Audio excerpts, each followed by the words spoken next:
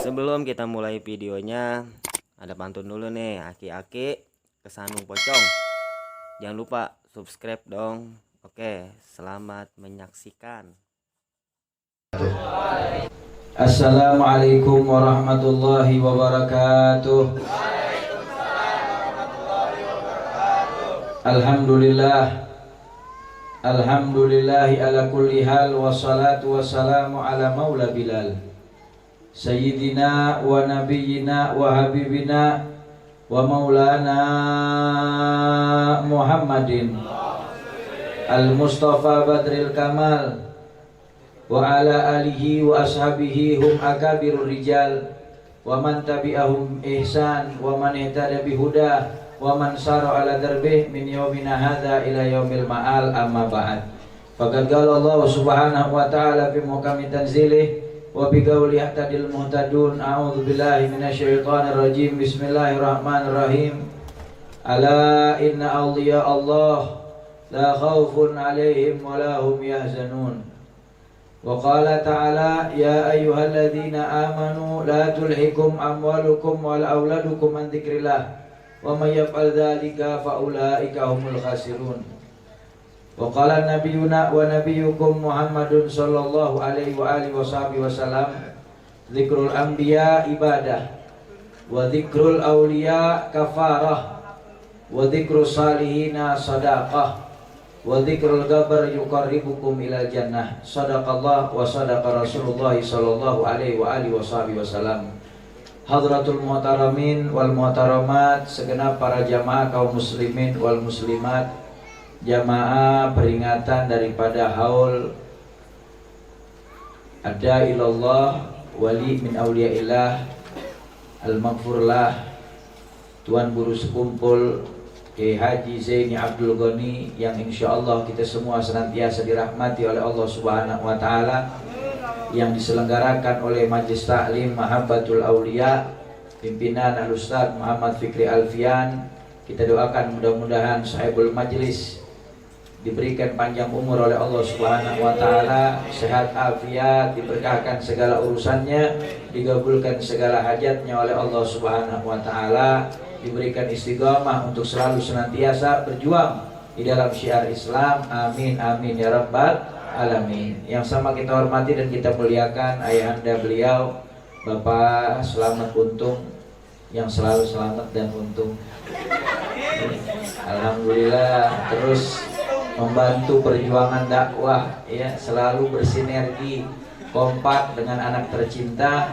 Mudah-mudahan bisa bareng-bareng ke surga. Amin ya rabbal alamin. Yang sama kita hormati dan kita muliakan, hadir di tengah-tengah kita banyak para guru, para dai muda, di antaranya yang sama kita hormati dan kita muliakan Al-Ustaz Ahmad Sanusi SPDI, Al-Ustaz Mufti Setiawan SPD, Ustaz Budbuddin Fadal, Ustaz Muhammad Saleh, Ustaz Vijay Al-Mahbub, Ustaz Rahman Dzikri, Ustaz Ardian, Ustaz Haji Ahmad Baihaqi, serta para guru, para asatidzah lainnya, yang mohon maaf apabila tidak tersebut namanya, namun tidak mengurangi rasa ta'zim serta maaf al-fakir kepada antum semua, dan khususnya kepada seluruh jamaah yang hadir. Mudah-mudahan tidak bangun dari majlis yang mulia ini kecuali dosa kita diampuni oleh Allah Subhanahu wa taala, digantikan keburukan kita dengan kebaikan oleh Allah Subhanahu wa taala. Amin ya rabbal alamin. Masyaallah hadirin wal hadirat, jamaah kaum muslimin wal muslimat rahimakumullah.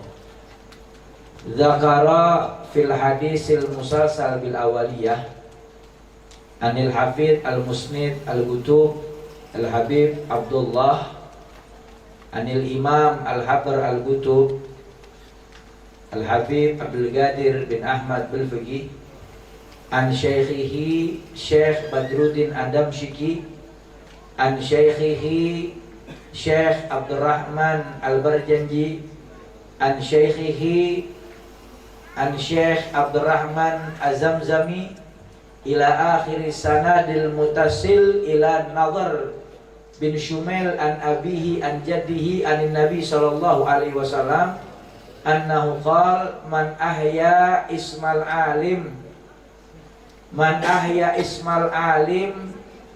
au ahya wa ahabbahu wa hadara julusahu dzikran wa man ahya ismal alim min ahli baiti wa amalata sunnati fi zamanil haraj wal maraj atalallahu umrahu wa ka'anna hajja ma'i mi'atu hajjah makbulah. Sadaqallah wa sadaqa Rasulullah sallallahu alaihi wasallam. Di dalam hadis ini yang musalsal bil awaliyah daripada Al-Imam Al-Qutub Al-Musnid Al-Habib Abdullah, dari ayahandanya Al-Imam Al-Qutub Al-Habar Al-Habib Abdul Ghadir Al-Fiqi, daripada gurunya yang bersambung sanadnya terus menerus sampai kepada baginda Rasul Nabi Muhammad, bahwasanya Rasulullah Shallallahu Alaihi Wasallam bersabda, siapa orang yang menghidupkan nama daripada orang alim, siapa orang yang menghidupkan nama daripada orang alim dan cinta kepada mereka dan hadir duduk di dalam peringatan haul mereka, atau juga dia hadir menghidupkan daripada orang alim tersebut namanya dan duduknya dia di dalam peringatan daripada ahli baitku atau orang-orang yang membawa jalan sunnahku daripada sunnah baginda Rasul Nabi Muhammad di zaman yang penuh dengan fitnah, maka niscaya Allah Subhanahu wa taala akan panjangkan umurnya dan Allah Subhanahu wa taala berikan pahala baginya seolah dia menunaikan ibadah haji bersama aku, kata Rasulullah, sebanyak 100 kali haji yang makbul yang diterima oleh Allah Subhanahu wa taala. Luar biasa duduknya kita di peringatan awal itu, pahalanya besar. Kumpulnya kita mengingat memperingati daripada haulnya para wali, orang-orang soleh. Bahkan di dalam kitab Nahjul Balaghah halaman 399, hadis diriwayatkan Imam Al-Waqidi rahimahullah, beliau mengatakan bahwasanya kana Rasulullah sallallahu alaihi wasallam yazuru qatla Uhudin kulla sanatin yaqra'una surat al-Baqarah wal Imran wa yaf'alu dzalika ba'dahu khalifatu Rasulillah Sayyidina Abu Bakar Siddiq wa yaf'alu ba'dahu khalifah Sayyidina Umar ibn Khattab wa yaf'alu ba'dahu dzalika khalifah Sayyidina Utsman ibn Affan wa kadza ila khalifah Ali bin Abi Thalib fa idza balagha ila bisy'ri fa yaqulu assalamu alaikum ahla diyar antumul awalun wa nahnu insyaallah bikum lahikun. Katanya diriwayatkan bahwasanya baginda Rasul Nabi Muhammad SAW, beliau selalu senantiasa berziarah kepada sahabat yang wafat di perang Uhud. Nabi kerjakan ini setiap tahunnya tidak luput. Begitu juga dilakukan oleh khalifah setelahnya yang memimpin Sayyidina Abu Bakar Siddiq, dilanjutkan oleh khalifah Sayyidina Umar bin Khattab, lanjutkan lagi setelahnya oleh khalifah Sayyidina Utsman bin Affan, begitu seterusnya. Dan Rasulullah apabila sampai kepada makam para sahabat yang wafat di perang Uhud, Rasulullah mengucapkan salam kepada mereka dengan ucapan Assalamualaikum ya ahla diyar, keselamatan bagi kalian, sesungguhnya kalian lebih dulu dan aku akan menyusul kalian. Lihat bagaimana amaliyah yang dilakukan oleh baginda Rasul Nabi Muhammad. Jadi Rasulullah juga haul. Bahkan Al-Imam Sultanul Alim Al-Habib Salim bin Abdullah bin Umar Asy-Syatili rahimahullah, beliau mengatakan bahwasanya Allah Subhanahu wa taala berfirman dalam Al-Qur'an, fa idza qadaitum manasikakum fadhkurullaha kadzikrikum aba'akum aw asyadda dzikran. Apabila kalian telah selesai melaksanakan ibadah, ketika kalian melaksanakan haji ataupun umrah, maka sebutlah nama Allah Subhanahu wa taala sebanyak-banyaknya, sebagaimana kalian menyebut nama orang tua kalian. Dari ayat ini ulama memaknai bahwasanya kita dianjurkan untuk menyebut-nyebut orang tua kita yang sudah meninggal dunia, dan ini adalah dalil untuk peringatan haul. Makanya penting ada acara haul biar anak-anak pada gak kena penyakit cukong. Tahu penyakit cukong? Cucu gak kenal engkong.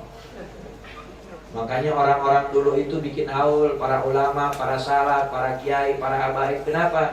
Karena biar tahu siapa dia punya kakeknya, dia punya engkongnya, dia punya orang-orang tuanya, sehingga anak cucunya dia tidak akan keluar dari jalan orang tua mereka. Di dalam acara haul tersebut dibacakan manakibnya, dibacakan ceritanya, bagaimana sirotnya, kakeknya orang soleh, rajin ke masjid, duduk bersama ulama, cinta hadir di majlis ilmu, sehingga anak-anak cucu keturunannya pun akan mengikuti jejak daripada orang-orang tua mereka. Ini pentingnya acara haul. Dan duduknya antum semua di sini bersyukur kepada Allah Subhanahu wa taala. Di dalam hadis yang dikeluarkan atau diriwayatkan oleh Al-Imam Bazzar, akhrajahu Al-Gutub Al-Habib Abdullah bil Fiqih. Di dalam hadis yang dikeluarkan oleh Al-Imam Al-Habib Abdullah bil Fiqih, kata beliau bahwasanya Rasulullah sallallahu alaihi wasallam bersabda, "Thalathatun yadkhulunal jannah bighairi hisab." Ada 3 golongan orang yang masuk surga nggak pakai dihisab. Pengen nggak masuk surga nggak pakai dihisab? 3 golongan orang yang masuk surga nggak pakai dihisab. Yang pertama, siapa yang pertama? Yang pertama adalah orang-orang yang dikatakan bahwasanya mereka gaimul lail, orang-orang yang suka bangun malam, sholat tahajud. Saya mau tanya, antum sholat tahajud apa kagak? Malam bangun nggak? Bangun nggak malam? Ngapain? Kencing doang.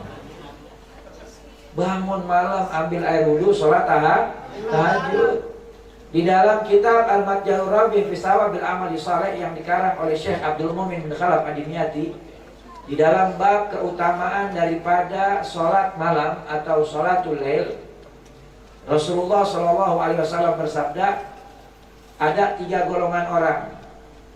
3 golongan orang yang dibanggakan oleh Allah Subhanahu wa taala. Allah gembira dan bangga kagum kepada mereka.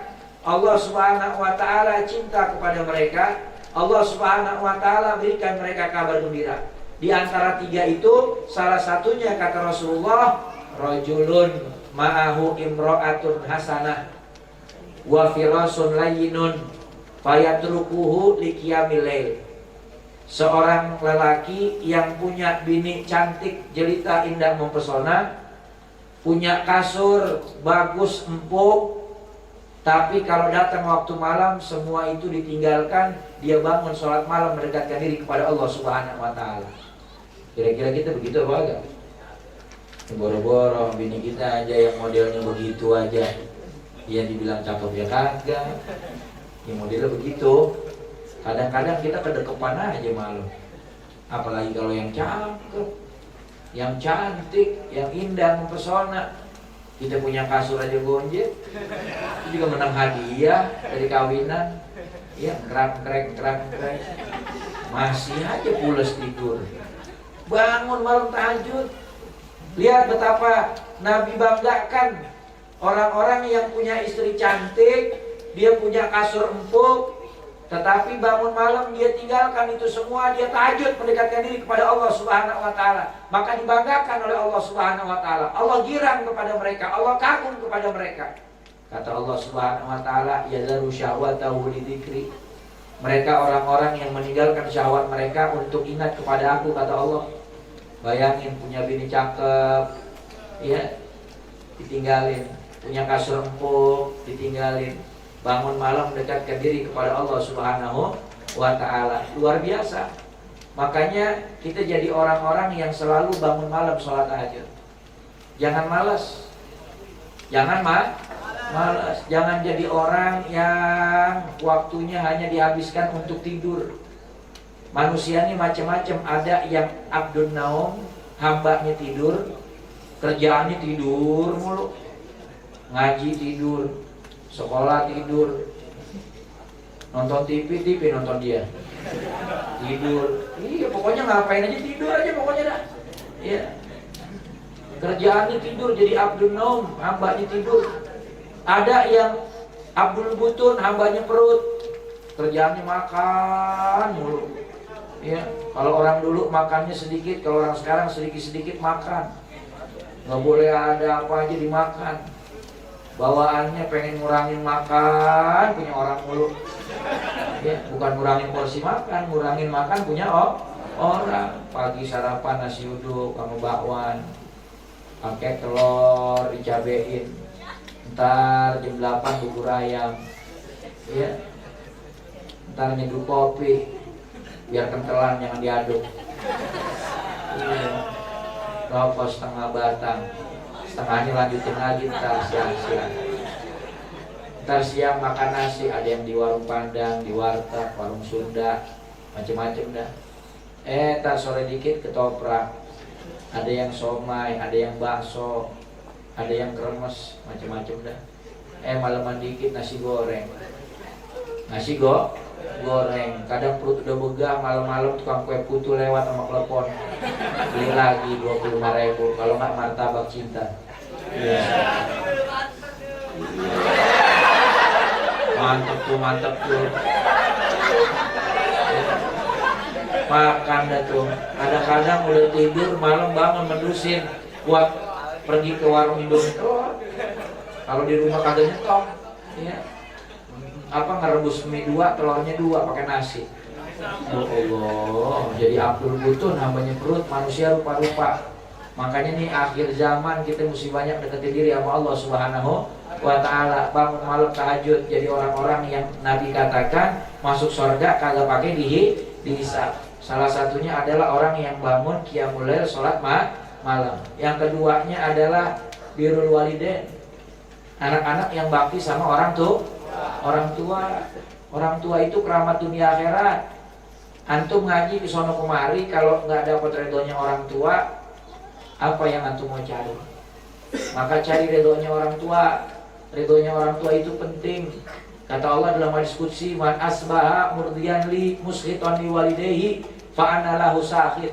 Siapa orang yang bangun di waktu pagi dapat redho aku tapi dapat murkanya orang tua, maka ketahuilah aku juga murka kepada anak itu, kata Allah.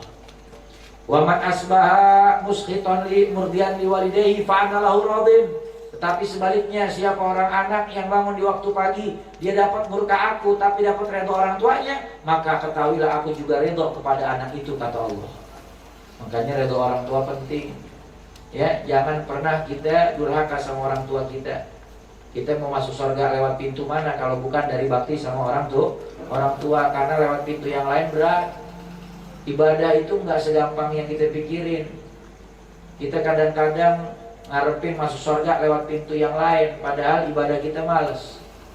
Sholat kita belang bentong, ngaji kita angot-angotan, sama majlis ilmu kurang doyan, sama ulama rada geli, sedekah takut miskin, sama orang tua ngelawan mulu.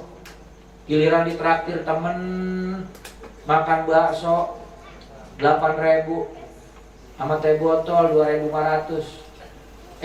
Terima kasihnya sampai 12 kali. Makasih ya bro ya, makasih ya, mudah-mudahan ada kilo banyak. Sama orang tua kita pernah gak terima kasih? Tiap hari ibu kita masakin kita, betul gak? Hari ini menunya telur dicabein, besok tempe ya digoreng, besoknya lagi telur dadar. Tiap hari kita masakin apa yang kita pengen. Pernah gak? Ketika kita kelar makan, kita samperin ibu kita, lalu kemudian kita cium tangannya, kita cium keningnya, kita peluk di erat, lalu kemudian kita katakan, "Mak, makasih banyak ya mak, tiap hari mak masakin saya. Masya Allah mak, mudah-mudahan mak sehat, panjang umur, banyak rezekinya, Allah girangin, Allah kabulin hajatnya, Allah sehatin badannya." Pernah gak begitu sama mak kita? Ya Allah, kadang-kadang ngomong begitu lebaran doang setahun sekali. Ya, itu juga ngarepin dapat apaan? Wah, itu lu tahu. Bakti sama orang tua kita. Bakti sama orang tua ini salah satu pintu kita masuk surga. Yang ketiga, kata baginda Rasul Nabi Muhammad SAW, wal hadir dzikra alim.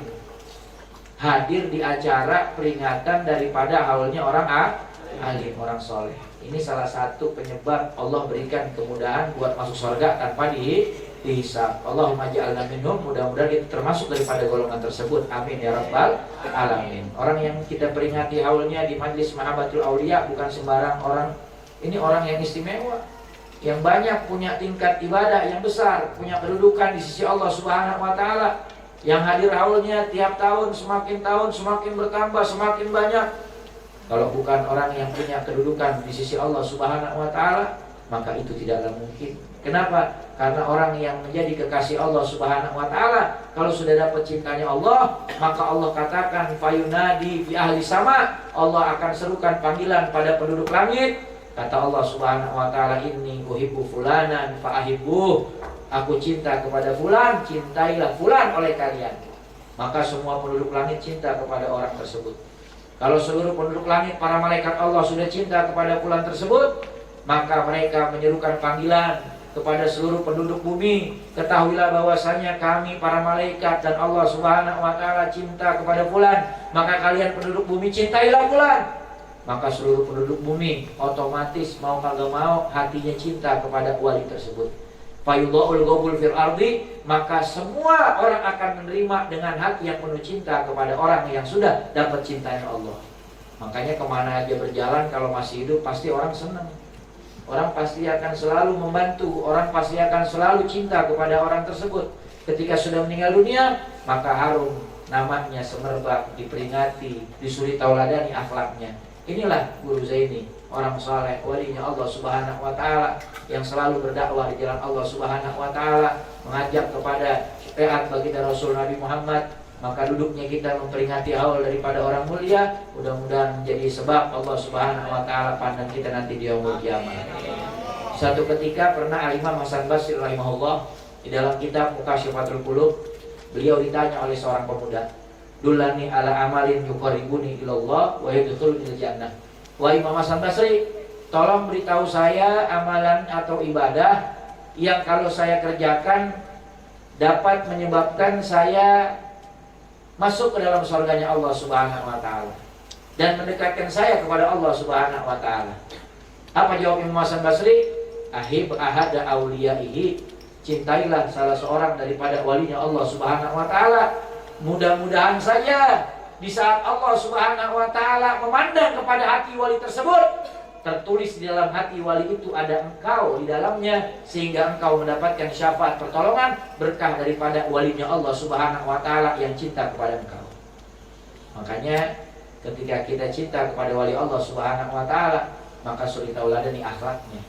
Karena mereka juga mencontoh daripada baginda mulia Nabi Muhammad sallallahu alaihi wasallam. Maka cinta ini akan bersambung kepada baginda Rasul Nabi Muhammad, dan dengan berkah itu akan menyebabkan kita mendapat pandangan Allah dan juga dimudahkan untuk bisa masuk ke surganya Allah Subhanahu wa taala.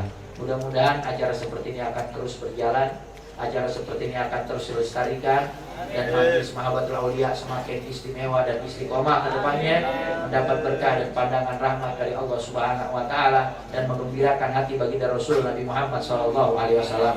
Amin ya rabbal alamin. Dan ada sedikit tambahan yang saya mau sampaikan. Bicara masalah virus corona, ini kan lagi musim nih di mana-mana. Bagaimana cara kita menyikapinya? Maka kita ikuti bagaimana cara Rasulullah SAW menyikapi wabah di zamannya. Di dalam Siratul Nabawiyah dijelaskan, dahulu ketika datang wabah penyakit taun, yaitu lepra atau kusta di zaman baginda Rasul Nabi Muhammad SAW, ini adalah salah satu penyakit yang mematikan juga, penyakit yang berbahaya. Di dalam hadis riwayat Imam Bukhari, Rasulullah SAW bersabda, "La tudimun nadar ilal majdumin." Kata Rasulullah, janganlah kalian seringkali melihat kepada orang yang terkena penyakit kusta atau lepra. Maksudnya apa? Nabi menganjurkan kita untuk menjauh dari orang yang terkena penyakit wabah yang menular dan berbahaya mematikan. Maka Rasulullah SAW menganjurkan untuk banyak dekatkan diri kepada Allah. Di dalam Al-Baqarah Allah Subhanahu wa taala berfirman, "Ya ayyuhalladzina amanu ista'inu bisabri wassalah innallaha ma'as sabirin." Wahai orang yang beriman, minta pertolongan kepada Allah Subhanahu wa taala dengan sabar dan salat. Karena manusia kalau disuruh cari solusi kita nggak akan bisa. Disuruh cari jalan keluar kita nggak akan bisa. Penyakit datangnya dari Allah, yang menyembuhkan juga Allah. Maka minta perlindungannya kepada siapa? Kepada Allah. Kita boleh ikhtiar pakai masker, ya. Apalagi kalau di Kementerian Kesehatan dan di bidang kesehatan menyarankan yang pakai maskernya justru orang yang sakit, bukan orang yang sehat. Dan orang-orang yang bertugas di rumah sakit yang berinteraksi dengan orang-orang yang sakit. Ini kagak, kita lihat tuh macam-macam modelnya, diborong-borongin, ya mau ditimbun kali ya, apa mau dijual lagi, rupa-rupa, ada yang kutang dipakai jadi masker, iya macam-macam dah. Ketika datang satu wabah ataupun penyakit, maka kita nggak boleh meremehkan. Remeh nih, jangan, nggak boleh. Kita nggak boleh meremehkan. Itu ujian dari Allah Subhanahu Wa Taala buat kita. Tapi juga nggak boleh panik berlebihan. Nggak boleh panik berlebihan. Kita dianjurkan untuk ikhtiar, tapi tidak bersandar kepada ikhtiar, tapi bersandar hanya kepada Allah Subhanahu Wa Taala. Jangan bersandar kepada selain Allah. Kita ikhtiar. Nabi ajarin banyakin baca doa yang hadis diriwayatkan oleh Imam Abu Daud, yang masyhur tuh hadisnya, langsung tersebar di media sosial. Ya Allahumma inni a'udzubika minal baras wal junun wal judam wa sayil asqam.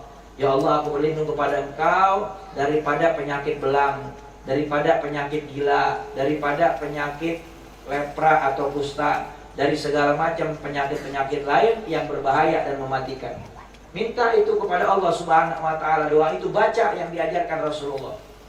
Atau kita biasakan baca, dawamkan Ratibul Haddad yang dibaca dan ditulis oleh Al-Imam Sahibul Ratib Qutbul Irsyad wa Ghawthul Ibad wal Bilad Al-Habib Abdullah bin Al-Haddad. Di dalamnya banyak doa-doa yang mantur daripada Al-Quran dan hadis baginda Rasulullah Nabi Muhammad. Baca itu Ratibul Haddad. Itu adalah pelindung, itu adalah benteng, itu adalah ya penjagaan buat kita. Baca itu yang namanya doa tersebut, maka insya Allah kita akan diberikan perlindungan oleh Allah Subhanahu Wa Taala. Dan yang terpenting jaga kebersihan, kebersihan selalu senantiasa kita jaga kebersihan kita. Bahkan ada satu doa lain yang mana Al-Imam Hasan Al-Haddad, beliau ini dari umur usia 5 tahun sudah menghafal kitab Musnad Firdaus. Dan beliau membaca di dalam hadis tersebut, Rasulullah SAW bersabda, siapa orang yang membaca doa ini sebanyak 3 kali, apabila dibaca di hari Selasa, maka dia akan berada dalam perlindungan Allah sampai Selasa yang akan datang. Apa doanya? Allahumma ya kafiyal bala, ikfinal bala, qabla nuzulihi minas sama. Ya Allah, ya Allah, ya Allah. Allahumma ya dafiyal bala, ya Allah zat yang maha mengangkat bala musibah bencana. Ikfinal bala, jauhkan kami dari segala macam bala bencana. Qabla nuzuli minas sama, sebelum turun dari langit Allah Subhanahu Wa Taala. Ya Allah, ya Allah, ya Allah. Baca ini doa setiap pada sholat. Kita niatkan minta perlindungan kepada Allah Subhanahu Wa Taala. Ya, dan Rasul juga menganjurkan kalau seandainya di satu wilayah itu ada yang namanya wabah penyakit yang mematikan. Ini hadis datang daripada sahabat Abdurrahman bin Auf. Ketika sahabat Umar bin Khattab mau berangkat ke Syam, pada saat sampai di Syarak dengan rombongannya, sahabat Abdurrahman bin Auf mengingatkan bahwasanya di Syam itu terjadi yang namanya wabah penyakit taun, penyakit yang mematikan, yang berbahaya. Maka Sayyidina Umar bin Khattab balik lagi nggak jadi. Kata sahabat Abdurrahman bin Auf, ingat Rasulullah SAW bersabda, "Fa idza sami'tum bi ta'un fi ardin fala takhruju ilaiha wa idza kuntum fihim fala takhruju minha. Fa idza sami'tum bi ta'un fi ardin fala tadkhuluha." Kata baginda Rasul Nabi Muhammad SAW, apabila kamu mendengar di satu wilayah, di satu kampung, di satu negeri, di satu daerah ada wabah penyakit ta'un yang berbahaya, yang mematikan, maka jangan kamu masuk ke dalam wilayah tersebut. Kita kan tahu nih, ya, menyebar nih kemana-mana. Maka udah deh, jangan macam-macam, jangan ngayak-ngayak ke sono kemari. Ya, udah mendingan kita banyakin deketin diri sama Allah Subhanahu Wa Taala, tapi nggak boleh panik berlebihan. Jangan meremehin. Wah, pokoknya gua pengen datang ke tempat yang ada wabahnya, gua nggak bakalan kena. Wah, nggak boleh. Nabi udah ajarin tuh, jangan masuk ke tempat itu. Fa idza kuntum fihim fala takhruju minha. Tapi kalau kamu ada di wilayah wabah tersebut, maka jangan keluar darinya. Dari hadis ini Nabi ngajarin untuk isolasi. Tahu isolasi gak? Tuh kalau ada robek-robek tuh, isolasi itu. Ya, apa namanya, karantina. Tuh begitu. Itu udah diajarin sama baginda Rasul Nabi Muhammad SAW. Sehingga kita bisa menyikapinya sesuai dengan apa yang dihadapi dan dilakukan oleh baginda Rasul Nabi Muhammad SAW. Tetap jalankan aktivitas seperti biasa. Jangan mengeluh, karena mengeluh nggak akan menyelesaikan permasalahan. Dekatkan diri kepada Allah Subhanahu Wa Taala. Kita mesti ingat, dengan virus atau tidak dengan virus, cepat atau lambat kematian akan menjemput kita. Kematian akan menjemput kita. Perbaiki hubungan kita dengan Allah Subhanahu Wa Taala. Perbaiki hubungan kita dengan orang tua. Perbaiki hubungan kita dengan sama makhluk Allah Subhanahu Wa Taala. Persiapkan bekal buat kematian kita. Taubat kepada Allah, taubatan nasuha. Jangan nunggu datangnya kematian baru taubat, karena yang namanya usia tua nggak dijanji sama Allah Subhanahu Wa Taala kepada siapapun. Taubat sekarang juga, sambil istiqomah dalam kebaikan, sambil menunggu datangnya kematian. Karena ketahuilah bahwasanya ada yang lebih dahsyat daripada virus corona, yaitu dosa yang kita bawa mati menghadap Allah. Itu lebih berbahaya daripada virus apapun. Kalau virus yang sedang merebak sekarang ini hanya dampaknya menyebabkan kita terputus daripada dunia dan berbagai macam tipuan yang ada di dalamnya. Tetapi kalau yang namanya penyakit hubbu dunia wa karayatul maut, cinta kepada dunia, takut mati, atau dosa yang kita bawa mati kepada Allah sebelum kita bertobat, sebelum mati, maka itu bisa menyebabkan kita terputus daripada Allah dan urusan akhirat. Nggak akan bisa masuk surga. Makanya kita bersihkan diri kita, perbaiki hubungan kita dengan Allah. Mudah-mudahan kita dijauhkan daripada bala musibah. Yang mudah kena musibah, mudah-mudahan diberikan kemudahan dan kesembuhan oleh Allah Subhanahu Wa Taala. Sekian dari saya, kurang lebihnya saya mohon maaf. Insya Allah yang sedikit manfaat di dunia wal akhirah. Ya, mohon maaf pakai kacamata, bukan sombong-sombongan, tapi matanya lagi sakit. Ya, takut ntar nih, Pak Ustadz pakai kacamata katanya. Dari kemarin emang udah kurang istirahat, mata merah ya, jadinya saya tutupin biar nggak kelihatan. Teman ini mengucapkan terima kasih yang sebesar-besarnya, wabil khusus kepada jamaah yang telah hadir ke tempat ini.